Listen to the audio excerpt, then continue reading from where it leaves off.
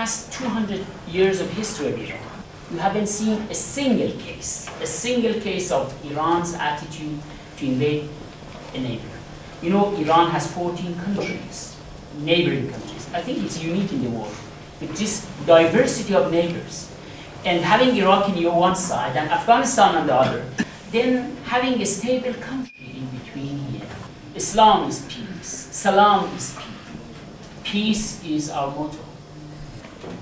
Iranians will seek for nuclear energy no matter what the price, but are ready fully to be monitored by whatever international rules and regulations and whatever additional protocol which exists in this world. We would like to be treated fairly.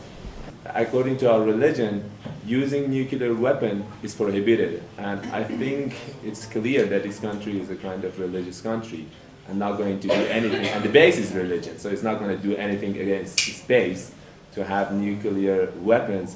And the history showed that we never used such kind of activities to kill people in mass numbers as what had happened in Japan.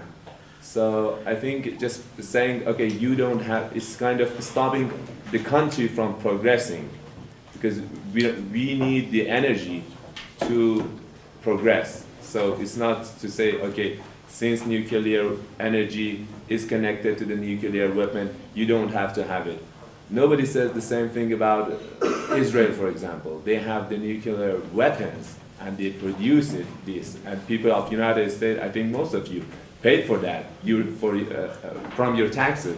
این توقع است که از روشنفکران و ریختگان آمریکایی و اروپایی که روشنگری بیشتری بکنند، از حق دفاع کنند.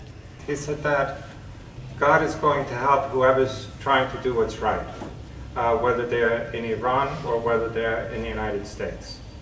And in Iran, if by any chance our government should try to produce weapons, atomic weapons, we would hope that the cultured people and the religious people in this society would protest and would stand up against any such kind of action.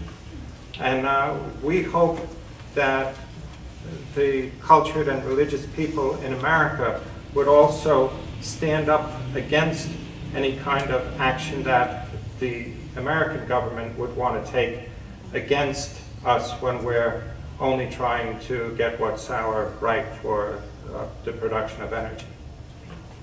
What is going on here is that Iranians want to have nuclear energy for producing power, electricity. Which law, which international law can prevent these people from having access to this technology? And no document is shown to show that Iran is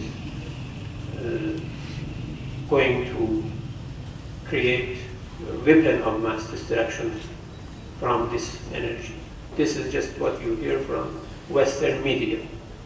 There is no evidence for this. رحمت و مهربانی است و برابری و برادری است.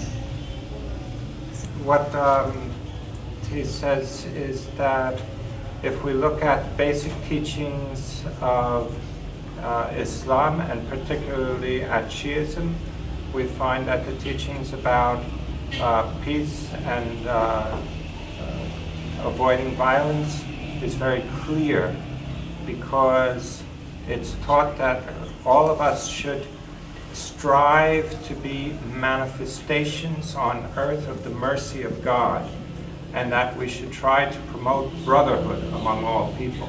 The way I see it, the United States wants to create tensions, regional tensions, and mobilize its public opinion to sell weapons.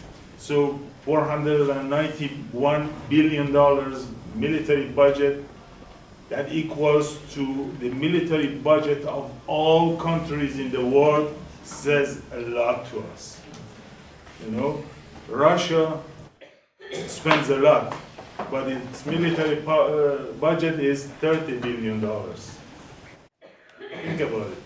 So the danger, I'm sorry to say that, the danger is right behind your ears in Washington, D.C. If they overwhelm Iran, they're going to go somewhere else because they need wars to sell weapons. It's not the question of nuclear energy. If there wasn't nuclear energy, there was something else they pick in order to overwhelm Iran. That's the logic that they use. I'm sorry to say this. So when there is a war, only a few people get rich. But when there is a peace, maybe there are more people who get from it. I don't know even one person in Iran from all 70 million people who are looking for any kind of tensions or conflict with any people in the world. They all want peace, all of them. The world has a lot of problems. We don't need any more tensions. That's the message we want. My message to Americans, to American people, American officials is that please don't make another war. That's enough for us. That's it.